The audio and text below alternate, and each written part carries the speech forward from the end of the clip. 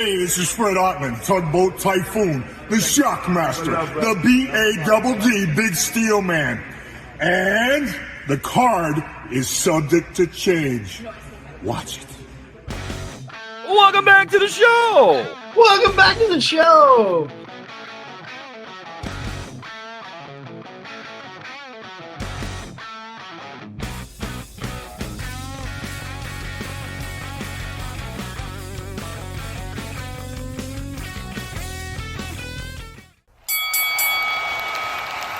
And now, your hosts of the Card Subject to Change podcast, the For Frequency's Sake Tag Team Champions of the World, the Wizard CZ, and Never Wrong, Nick Bull.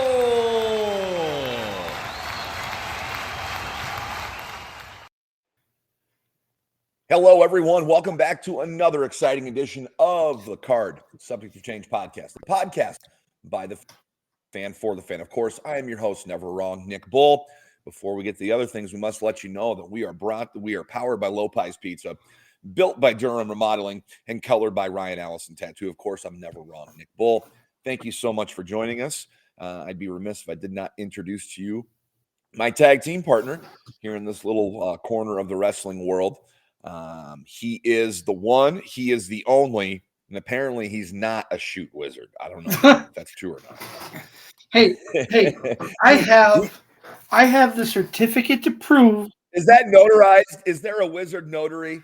Is there a wizard notary? I don't think it's. I don't see a notarization on there, but it's. You're gonna have to get a notary. It's got an official seal, so regardless, he is one half of the code of the For Frequency's Sake Tag Team Champions with myself.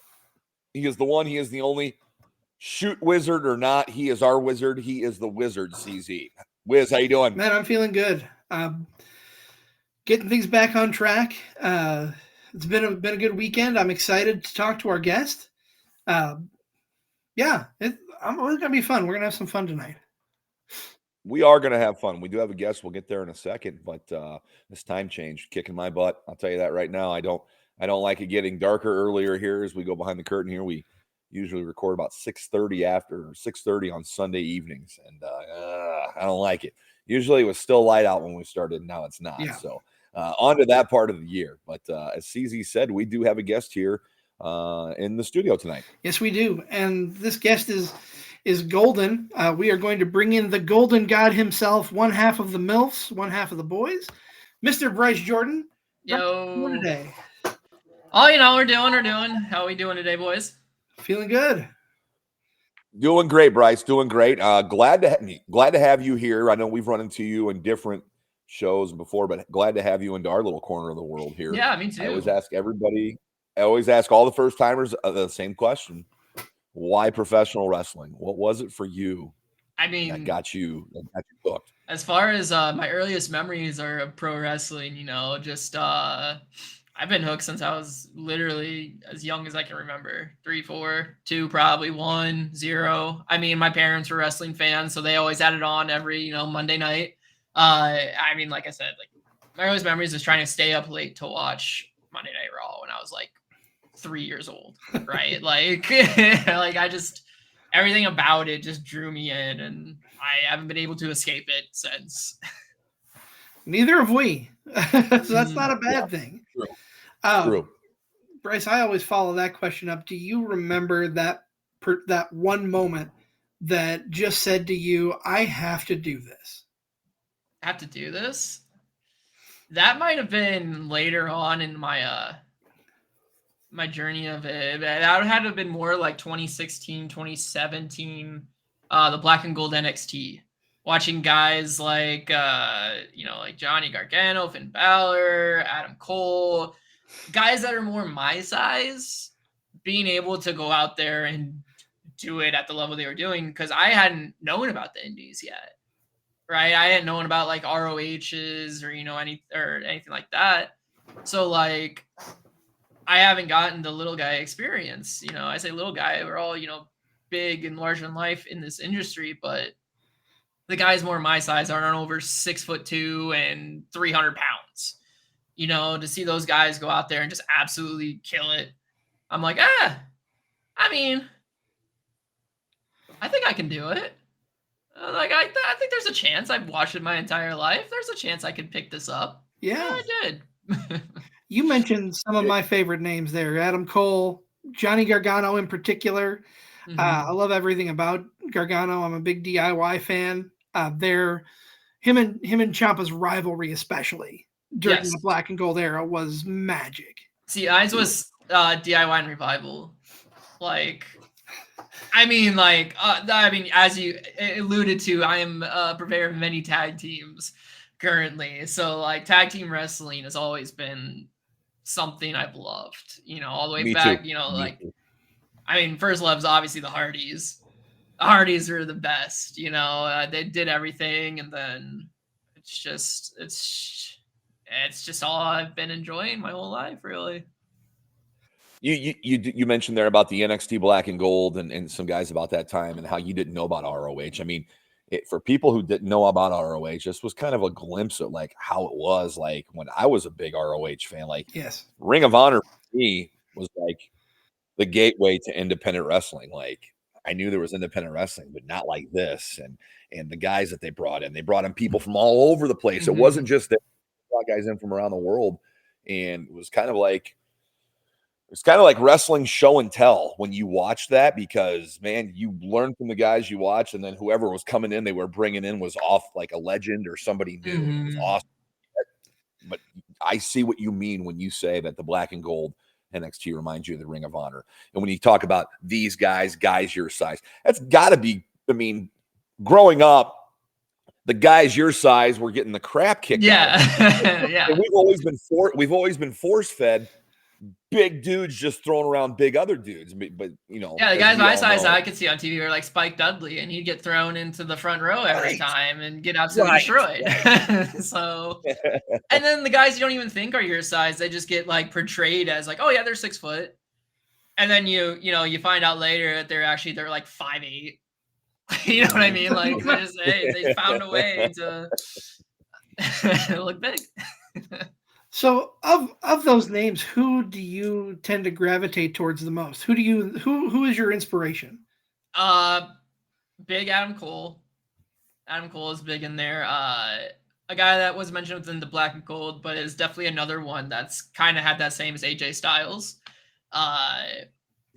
That's where, like, it's kind of funny thing, like, and I was thinking back to my childhood, is because we found Total Nonstop Action, right? TNA. Yeah. We found that around 2008 or 9. So it was still still decent during that time, right? And with Christian, and Angle and Abyss. So like, but I just thought that, hey, this is the alternative to WWE at that point, because I was young, I didn't think like, oh, they're kind of like just below. I'm like, oh, they're on TV. Hey, 6-sided rig. This is freaking awesome. So, no, that's fantastic. Samoa Joe was among those names as well. He was involved in there. When you said AJ Styles, I was like, well, he was back in Ring of Honor very early, so that's another Ring of Honor guy. Yeah, exactly. And that's something that's so great about this day and age now, is you can just go back and see it all. Yes. And you can see it all so easily. Before, like, I never was in it. Like, I just hear the stories of, like, the tape trades, having to trade tapes in order to see, the different stuff. And now it's like, shit, I can go on the ROH app or something, and just, or TNA app, and I can go back and watch. YouTube has changed the game. Yeah. YouTube. You go on Twitch, and sometimes Impact streams freaking just pay-per-views from back in 2004, like. Right. You mentioned something earlier, and I want to talk about both your singles life and your tag team. But you said part of multiple tag teams. For those who don't know, what is a MILF in your eyes? I know. I'm sure people know what it is. I'm sure people understand, and they would know the correct as a Men in Luscious Fur. Yes. Yes. How did that come about? So we thoroughly enjoy this guy called Young Gravy and Baby No Money. And me and Jimmykins are both like, hey, this sounds like us. This sounds like something we can really sink our teeth into and have fun with. And so that's just kind of how it all began, we gave the pitch over to the man over at CEW, Mr. Bayless, and he was like, that sounds like fun. Why don't you guys try it? We'll see how it goes. We'll try it. And then we were the talk of Delta, like we had everyone in the palm of our hands. And such a fun tag team, and the outfits, like you said, Men in Luscious Furs. I love the jackets you guys wear to the ring. Mm-hmm. Yes. Overly colorful, furry. They're fantastic. Yes, it's great because we tried to base it off of the album cover of one of Young Gravy's called Gasanova, and it's like a purple, pink, yellow, like just boy colors, like very colorfully colored. And so that's why we ended up with like the pink and orange as our trunks and stuff. And yeah, I mean, it's great. It's fun. It's so much fun. And of course, part of another big Iowa tag team with friend of the show, Mr. Brandon the Shank Eubanks, part of the Boys. Talk about the Boys a little bit. I mean, you talk about like, my love for tag team wrestling, and Shank's right there with me. You know what I mean? Like right down to the very T with it. And being able to like team up with him it began so crazy. It started, just in training. We're just like, let's maybe we got just assigned as like a, quick little like, hey, you two together, these guys together. And Justin Deason was like, you guys kind of like have something there where you cover like each other's strengths and you add to it. And it just, like he's like, Bryce, you bring out more when you're with Shank, and Shank, you allow to be elevated to that. And it worked. And Shank's one of my very best friends ever. We work out together and we traveled up and down the road together. So, I mean, it was just a natural pairing. We say on this show quite often, we haven't in a while, but styles make fights. Styles also make good tag teams. You have a mix of styles. He's the high flyer, and I'm the brawler. And you're the ground and pound guy. Yeah, exactly. He's the high flyer. He does the springboards, the 450s, and I like to punch people. Oh, that's fantastic. I just think that's great. Like something formed out of just by happenstance, just by chance that you guys just got paired together and boom, it worked. Yeah, it just worked. And that, I mean, so many times in this wrestling world, like people, it doesn't work. Like, but your guys' chemistry picked up, and that's great. I love seeing you guys interact and perform. And now we've had both of you guys now on the show. Of course, Shank's come in here before. Oh, yeah. And Shank is Shank. We know that, but we love Shank. Oh yeah, so. He's the best. Let's talk about tag team wrestling for a little bit, because we don't get too many people in here that really like tag team wrestling and have brought it up as much as you have so far. I'm a big fan of it. Like, I think like it used to be kind of like the sideshow. Now it's getting kind of brought back to where it needs to be. I think it needs to be featured more. But you said the Hardys. What are some of the matches you like to go back and watch, or some of the the more memorable things you remember, like or from tag team wrestling, watching it, being a fan of it, and then imploring that into Bryce Jordyn now? Right. I would say like my one that I could just go back watch every single time is a 2 out of 3 falls between American Alpha and the Revival. Oh my god! I mean, yeah, that match is just so good, man. I don't know what to tell you. Like, it hits everything, like everything. Obviously, when DIY first wins the titles, that's another one where just, hey, look at who's in the Revival, man. I mean, I forgot to mention those guys earlier. You're preaching the choir. You're preaching the choir, man. Those guys are awesome. I know it, man. I know it. They're so good at tag team wrestling, man. Dude, so good. So good. You have both of us, the Revival or FTR, one of his favorite tag teams, DIY, one of mine. So we're all on the same page, loving this. And then of course I love the the big multi like car crash matches, the TLC. Or yes, it would technically be TLC 2 at the Mania. Like that was just I mean, and then there's one more that I watched. And I can't remember now who it was, but it was WCW. I think it was 98, but I can't remember off the top of my head who they were. But I think it's because it wasn't really like a tag team like that was like together. I think there was like a kind of like a mixed bedfellows deal. I'm sure Flair was a part of it, and someone else was, and I'm sure Flair turned on him in the end. But everything else that happened was pretty great. So, I'm a fan of what I call uniform tag teams, and that, that's what I mean. Like FTR, similar size guys, they wear the same kind of gear. DIY, same thing. The Rockers did the same thing. Hardy's kind of did the same thing. And then there's like the thrown together tag teams that I don't care about, like they're together for no reason.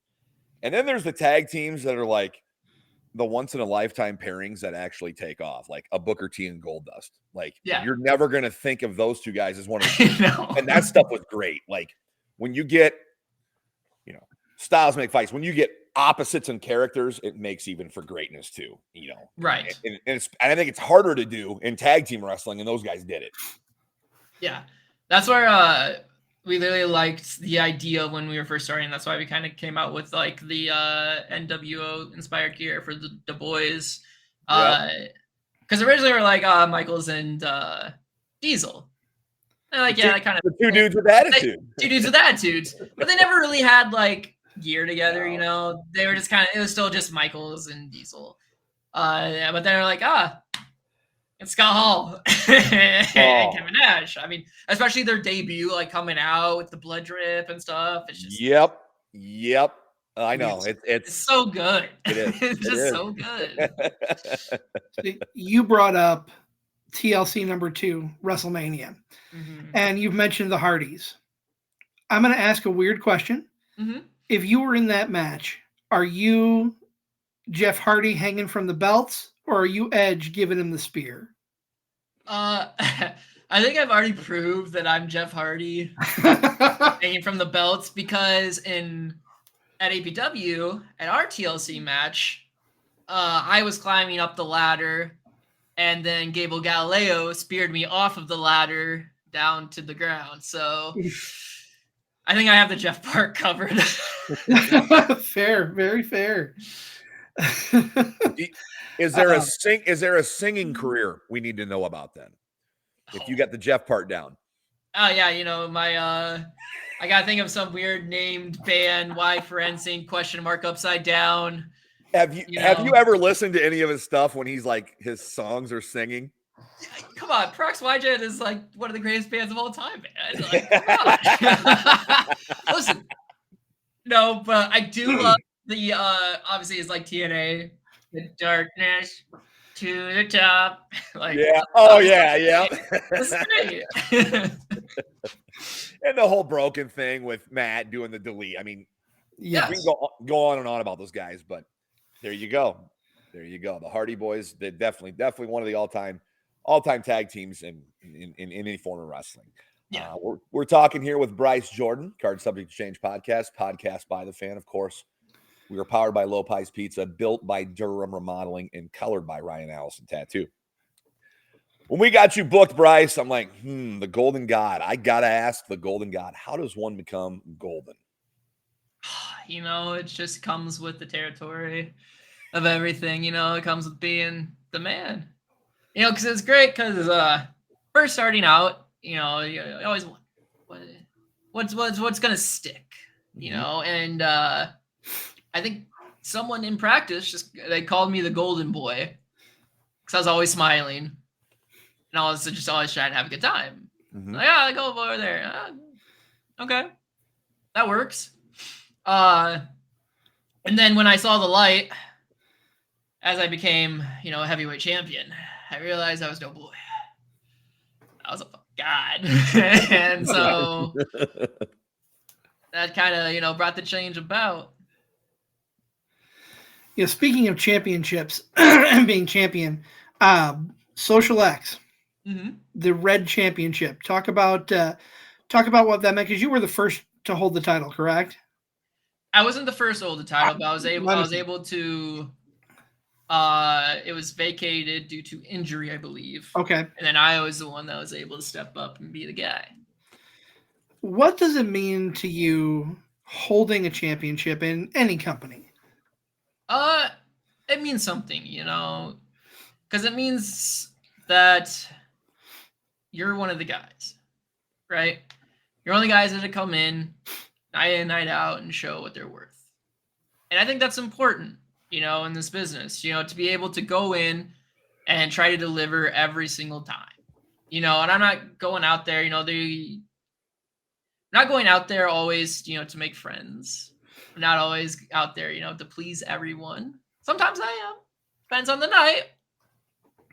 But being able to be a champion and just show everyone that what I've worked on these now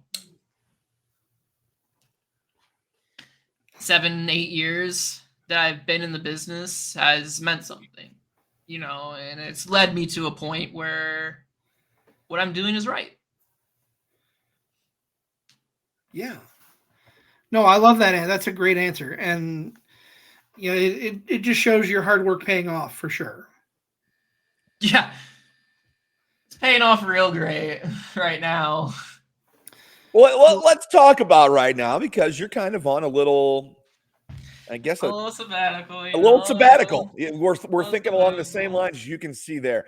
Let's talk about, was that a specific thing that happened, or was that just wear and tear that built up and something that had to be done? Can you take us through that?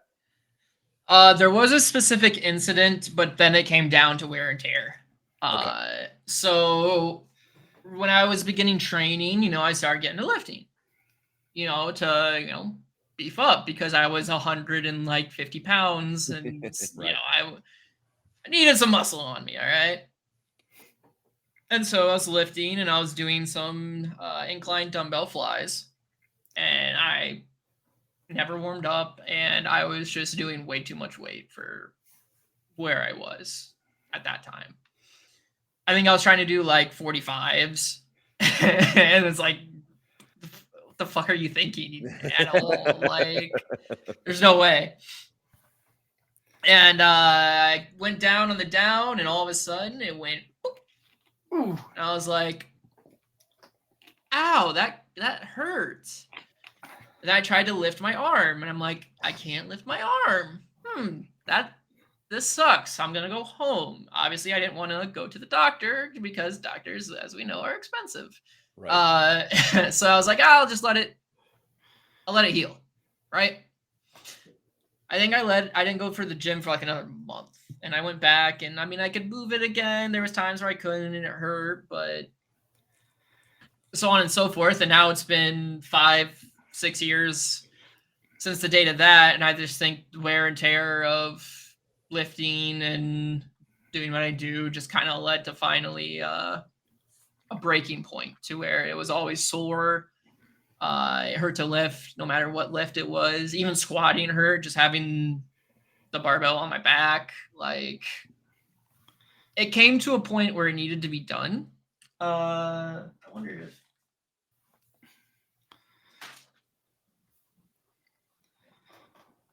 I don't know how well these would turn out. I actually have pictures. Ooh. Well, of my surgery. I don't know how well. So, like, I know it's kind of shining weird. So that's what's keeping my shoulder together right now. Those little anchors. Ooh. Let's do. Yeah. Sorry. I'm trying to get the big, but it doesn't want to. Look at me. I'm on the big screen. On the big screen, baby. That's what IMAX No does. more Nick. Now Bryce is an IMAX.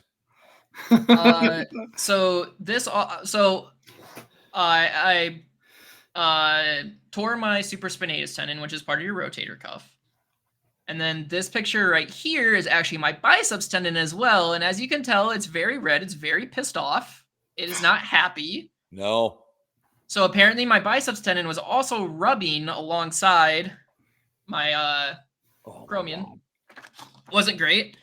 And then I think that right there, you see how it's kind of like lipping up? That's that's just fatty shit. Because of the fact of the injury, and since it's been so long, just fatty deposits started to store in there, which is another reason why I just felt like absolute dog shit. and then so above all the red, and then to the left or right, whatever one, this one on that's just everything pissed off before they even did anything in there. So yeah. I was told I wasn't gonna get this scar unless things looked bad. I was just gonna get this one and then this one right here. And I also didn't know until I took off the dressing. Like, they wrapped me up huge to make sure, didn't can bleed out or anything. And I saw it and I was like, it's worse than it was supposed to be. Oh, I can't even imagine.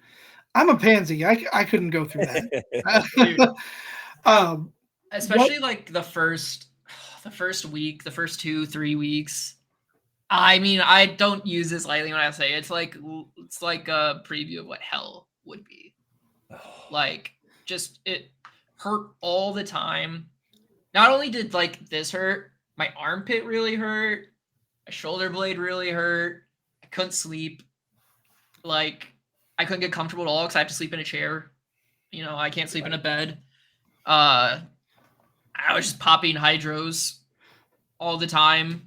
Well, not all the time, as the 3 to 4 hours that they say, one at a time, and it just leaves you in such a messed up state, man. Yep. I felt weird. I felt disgusting during it. It just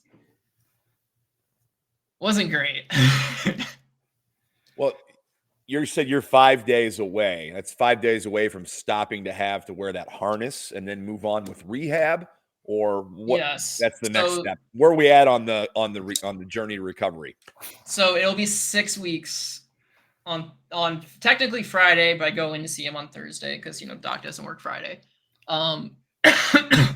So it's been a long 6 weeks, and like I said, like weekdays are great. Weekdays go by so quickly because I'm actually I'm going out to PT Monday, Wednesday, Friday. 3 days out of the week I'm going where all they do is move my arm.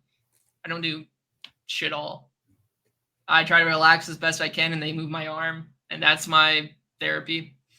And then once I finally get, the brace off, I'll be able to start going into like small movements.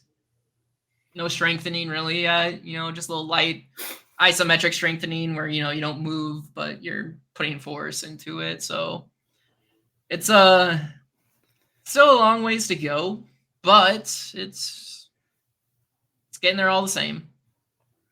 Without a doubt. So you said 6 weeks. Is that how long before you'll actually be back in the ring, do you think? Realistically, don't know. It all depends on how it feels. Like, really, that's something I'm going to discuss with the doctor, on Thursday. Just kind of let him know. He kind of knows that I do it, but I don't know if he understands fully. Right. Because I think also for me, it's just making sure that I don't do anything to it again. Obviously, guys have had surgeries like this and come back. So I just want to make sure that it's strong enough to be able to, take the bumps, take the holds, and then even a simple thing as like an arm wringer, you're getting your arm twisted up like this. Yep. So it's just going to kind of be a give and take on when I'll finally be able to get back in the ring. Absolutely. And you definitely don't want to risk damaging it again or even further because, I mean, as excited as I'm sure everybody who enjoys your work is to see you back in the ring, definitely want you to be fully up to 100% before you get into the ropes again. And I'm super anxious for it too. It's been terrible just being laid up at home. I've never wanted to work more in my adult life than right now. It would just mean I'm back to some semblance of normalcy. Like my gym's at home. It's just downstairs, just waiting for me. Like it's been something, that's for sure. No, for sure. That brings us to a good pausing point. Mentioned to you, Bryce, off air, our flagship show for fantasy sake, celebrating their 100th episode in a couple of weeks. So we're going to take just a moment here to hype up their 100th episode coming here pretty soon. So we'll be back in just a minute. Big news, fantasy fans. We are hitting a huge milestone, the 100th episode of For Fantasy's Sake, and we're going back to where it all began, Kavanaugh's Hilltop Bar and Grill in Rock Island. Mark your calendars, Sunday, November 16th, 10 to 11:30 a.m. Join the crew for football talk, fantasy insights, laughs, and a little friendly banter as we celebrate 100 episodes and dive into the rest of the fantasy season. Expect giveaways, league chatter, and maybe even a few surprise guests. Grab a drink, hang out, and be a part of the live recording at the bar that's been our home from the very start. Whether you've been with us since episode 1 or just joined this season, this is one party you won't want to miss. See you at Kavanaugh's. Hey everybody, this is Hollywood from the Gorgeous Ladies of Wrestling, and you're listening to the Card Subject to Change podcast. I hope you enjoy it. Have a good day. Bye. Welcome back to the show. Welcome back to the show. Episode 223, Card Subject to Change podcast by the fan, for the fan, of course. I'm Never Wrong Nick Bull. He's the Wizard CZ. Our guest, the Golden God, Bryce Jordyn. More with him in a moment, but we are, of course, powered by Lopez Pizza, built by Durham Remodeling, and colored by Ryan Allison Tattoo. We're back at the mic here with Bryce Jordyn, who was kind of going through the rundown of his surgery and the rehab process. What will it be like when you're finally back out there? Because I'm assuming this is probably the first major, injury / surgery in the 8 years. Yes. What do you feel like it's going to be like? We talk about how long the weekends are and how bad they are. It's going to be worth it, I think, when you get back out there in the ring. I think so too. Obviously the biggest thing when coming back off an injury is to see if, crowd will care. You know what I mean? Because even though, on the indies, usually, you're only running, and I like certain places like once or twice a month. That just, perpetuates even further when you're gone for super long time. So it'll be rewarding to be able to finally get back into a ring in front of people. I'm just hoping that I'm ready, at that time. It's been the longest I've been outside of a ring, for sure. Even during COVID and stuff, we were still able to, with limited people in the building, get in and do some work, and we ran shows. So it'll be look forward to, that's for sure. It's just another way to get back to some normalcy in my life. Yeah, and I bet you're looking forward to that day when it comes. Oh yeah. I mean, dreaming sucks. Dreams suck. Because I get these dreams sometimes where I'm in a ring and stuff, and then I wake up, it's like, what the fuck? The other dreams that suck are dreams where I don't have a sling on. And then for a bit in the dream, you're not really, and then all of a sudden for some reason you become conscious of something like, hey shit, I don't have the sling on. My arm's about to fucking break. And it's like, and I wake up immediately. It's like, sleeping sucks. So obviously, besides being back in the ring, getting back in the swing of things, a good night's sleep is going to be welcomed back by Bryce. I can't wait to sleep in a bed, man. I can't wait to sleep in a bed. I bet that is awful, dude. I bet, man. It's terrible, and shout out to my girlfriend. People know Briar Hale. She has been the only reason probably I haven't gone completely insane. She's done so much for me over the course of these last, 5 weeks, going on 6. And I literally don't think without her I could have done it. I probably would have gone insane. And it's good to have that kind of support for sure, and I'm glad you have that support. And, Sorry, excuse me.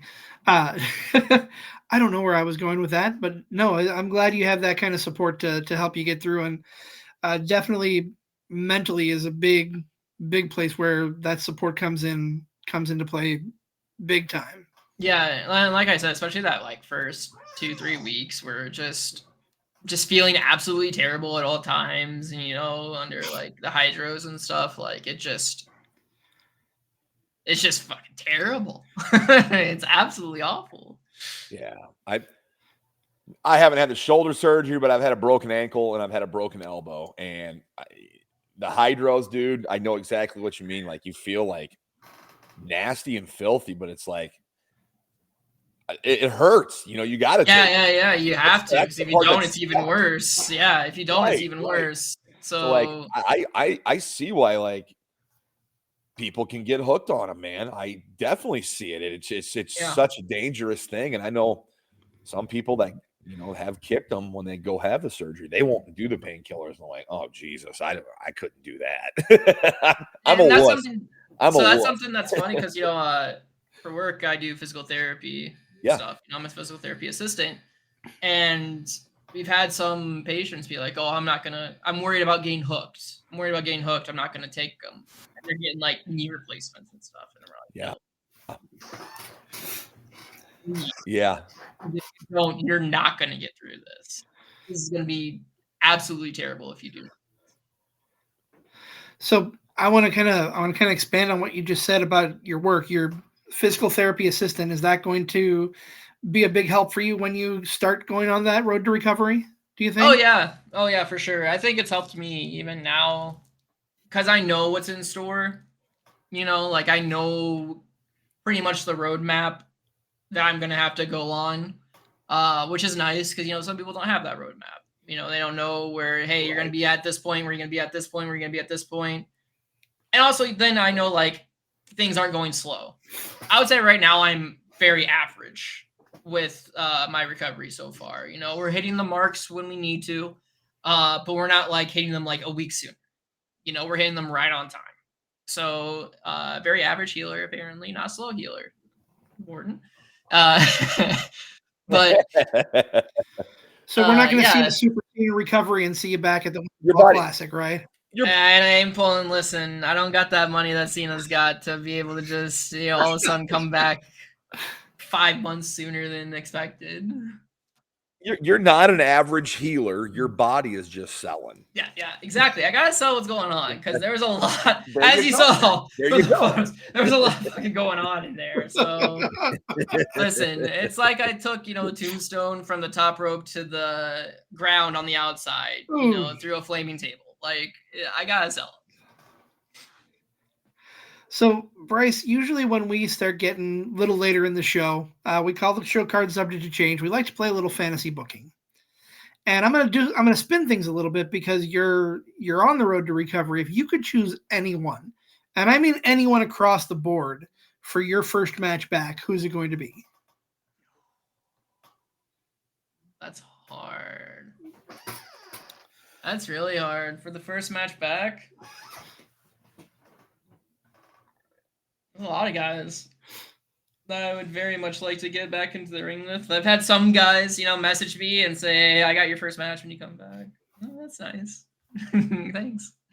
I mean, yeah. It's like it's the opposite of the Cena tour. They're booking your welcome back. Yeah, exactly. I would have to say if there's one guy, it would have to be probably James Jeffries. Okay. I'll take him first match back.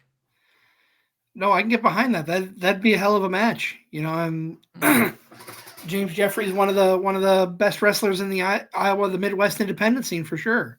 Yeah. Yep. He's too nice of a guy. He won't go after my shoulder.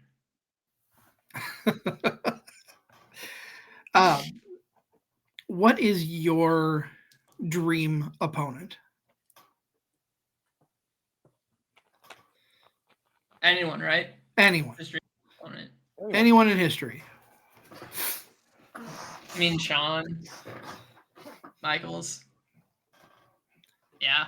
I mean, he's definitely like one of the reasons why I always stayed with wrestling, between him and Jeff Hardy.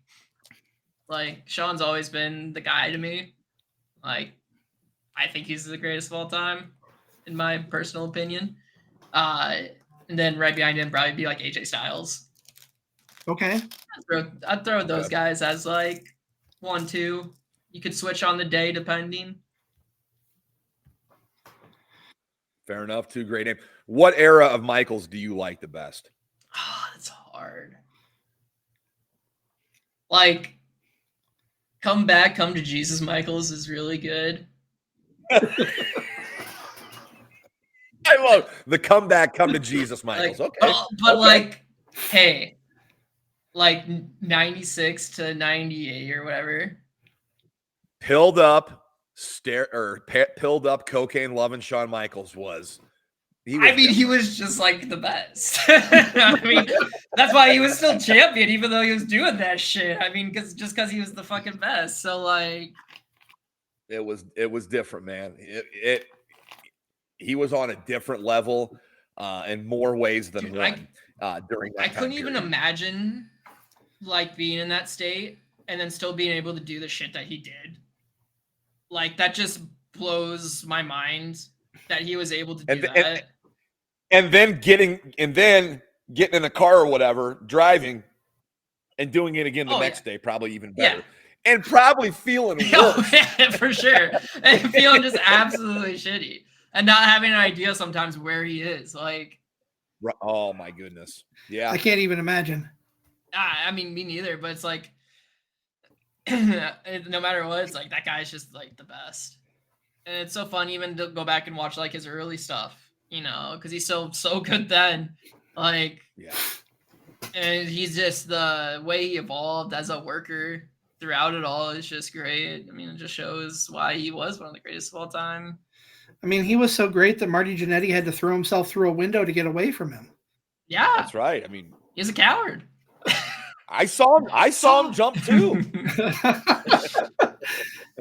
Bryce, are you following current product? What are you watching right now that's grabbing your attention?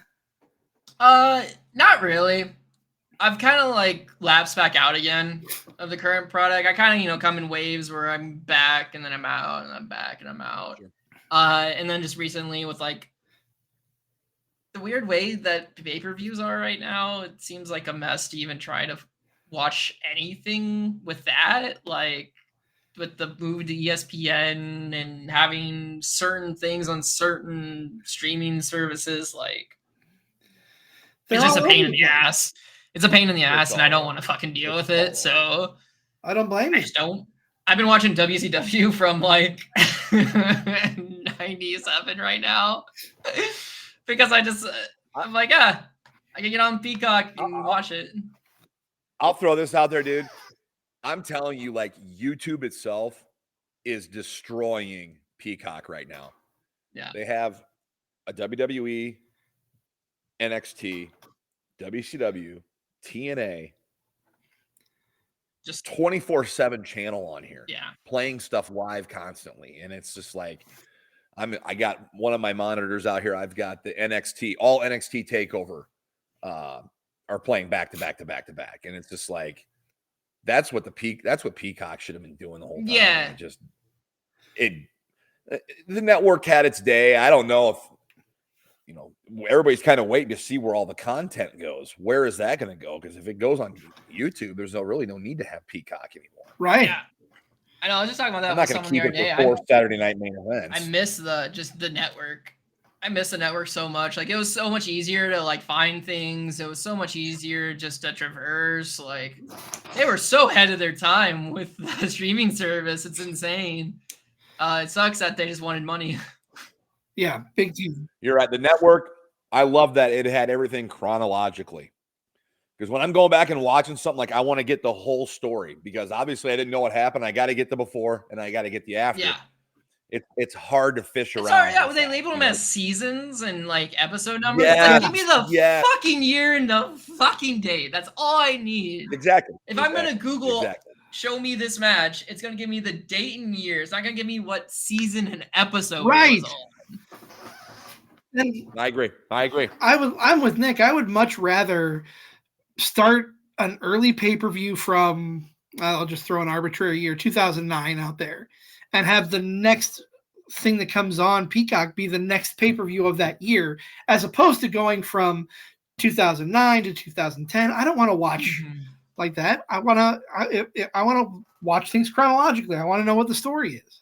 Yeah, and they also got rid of a lot of stuff through the Peacock too. There's like some pay-per-views I've tried to like go back and watch because I want like specific matches. They're just not there. I was so pissed when they took off the weekly NXT. I was on an NXT kick. I was doing a rewatch of the weekly televised shows. And then when CW took over the live broadcasts for the current product, gone. It's just the takeovers on there, which is fine. And the takeovers are basically chronologically put in there. But I was so frustrated because that was what I was enjoying rewatching early NXT.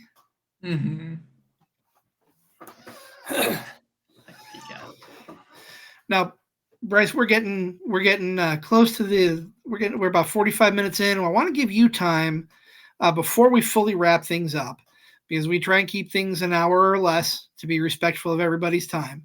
Yeah. Obviously, we can't find you in the ring right now. You're still going through your recovery, but if people want to follow you on socials, if they want to find your matches, where can we find you on social media? Yeah, so obviously I'm on Facebook and Twitter, Bryce Jordyn, Instagram as well, Bryce Jordyn. As far as like matches and stuff, the Apprentice Wrestling Network has a lot of the APW shows. I know Social Experiment Wrestling has their YouTube up, and I got a couple of matches on there as well. So just search up Bryce Jordyn, and most of the time now I actually do pop up. It's kind of funny. Obviously, because for a while, if I searched up Bryce Jordyn, it would still pull up like videos from the Bryce Jordyn Arena for Penn State. It spelled the same way. So now you search it up, or maybe it's just because of my search history, and it's able to like pull me up, and I'm like, oh shit, I don't want to watch that.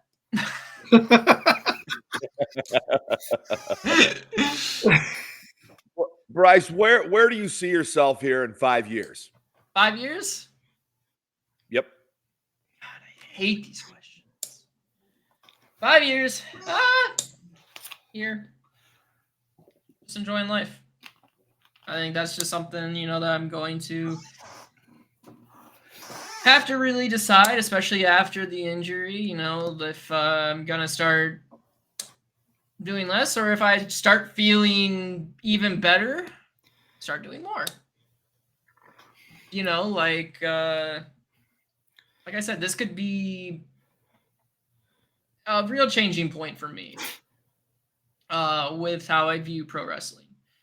Because either it's going to be I want to make sure I'm good, and if I'm good, I'll just I'll keep riding until the reels fall off.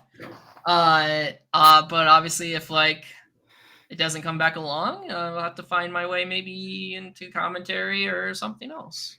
I can't leave wrestling. It's too ingrained in the old brain, and I just can't get rid of it. It sucks. Sure. Like I said, it's what I dream about. It's what I just if I'm just spacing out, just wrestling will just overtake everything, and I'll just constantly think of it. I just can't stop. Some days I wish I could, but I can't stop. Right. So it's just it's going to be a reevaluation of life once I'm fully out of this situation, and then go from there. I'm gonna go by the flow guy. That's understandable. Bryce, one last question that I always am curious with people. Perfect world, you're fully healed up, you're back in the ring, you've got contracts coming in from everywhere. Where are you going? AEW. Okay. Like if it's a lot of good matches there. Because let's be honest, that's where more a place. If I was able to go, as I'd be able to thrive more. Right. So, I think definitely there. I still think it'd be fucking awesome to get Impact DNA, just because going back, like I said, just finding them randomly, one night, and then being like, oh, these guys are awesome. They're better than WWE right now. So especially like around Right, that 2008, 2009 time frame when WWE was rough. For sure. Our friends over at the Brothers of Discussion podcast, that's exactly why we podcast as well. Wrestling is forever and will always be some sort of therapy. I completely agree. Yeah, 100%. 100%. It completely changes, my week around when I know at the end of the week I'm able to go to a show. Yes. Yep. I think, hearing that from a wrestler and then podcasters and fans, I think we can all agree on that. That's for sure. Like getting excited to lead up, and then like you're excited after a show, but you're also bummed because you're like, well, when's the next one? Right. Yeah. All right. I mean, hey, it doesn't stop, especially like after shows. Like most of the time, you're thinking, hey, what could I have done? What could I have done a little different? What could have been a little better? What could have been a little weird? Like, did I have to do that? Could I have done this? It's always just like I said. That's why it's like if I just face out, I'm in my chair. My girlfriend yells at me, "What are you thinking about?" Because women love to ask what you're thinking about. Always. And like, what do you think? I'll give you 2 guesses. It's just, and your first one doesn't. Yeah, count. your first one doesn't count because you know what it is. Very true. Very true. Well, Nick, that's gonna wrap up the interview portion. We have a little preview. We're talking about going to shows. I'm gonna put this out there first. We mentioned it last week. Zach and I will be in Waterloo for APW's Super Slam 4. Is it? It's number 4. Number 4. So that is November 15th. You can catch Zach and I there. Nick may be there. We're still be to be determined, but I'm excited for that.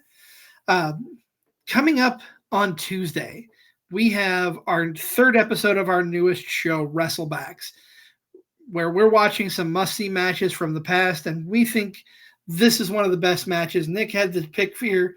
Nick, talk about what we're watching on Tuesday, what we'll be watching Tuesday, or what we'll be talking about Tuesday when we're back on the air with Joe the Show Winkle.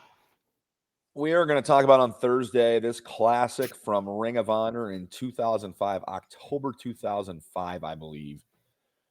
Samoa Joe against Kenta Kobayashi. It's 23 minutes of 2 dudes beating the crap out of each other.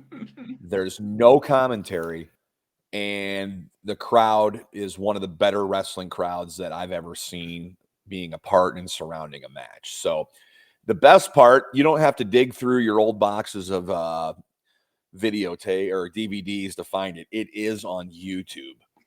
So go check it out. These guys, it's amazing. It's kind of like 2 ships passing in the night, this match that happened. There's also a really cool video out there on YouTube, a fan made, that kind of gives you the story behind this match too, if you want to check that out. That's pretty cool as well. But yes, for sure. We will be talking about this on Tuesday. Joe and Kenta Kobayashi on the next episode of Wrestleback. And speaking of Ring of Honor, that's what we're doing next week. We got a special show with a special guest, a friend of ours from when we went to Ring of Honor shows. We're talking about the Mount Rushmore of Ring of Honor. We're going to share ours. We hope you share yours in the comments when we go live next Sunday. Nick, I'm super excited about that. And I can say some of these people that I put on the graphic are definitely on mine. Maybe not all of them, but I'm not going to spoil anything. I'm not going to say who. We'll see. All those people on that graphic went on to do pretty good things. So, and every one of them could be on the Mount Rushmore of Ring of Honor wrestlers. They absolutely could be. So looking forward to that next week with our good friend Ryan Cerny from years long ago, getting him back in the studio to, of course, talk about Ring of Honor and Mount Rushmore. But yep, that's next week. Looking forward to it. I can't wait. And that's going to put a bow on this edition of Card Subject to Change. We are the podcast by the fan, for the fan, powered by Lopez Pizza, built by Derm Remodeling, and colored by Ryan Allison Tattoo. For my tag team partner, Never Wrong, Nick Bull, I am the Wizard CZ, and we will see you next week right here on Card Subject to Change.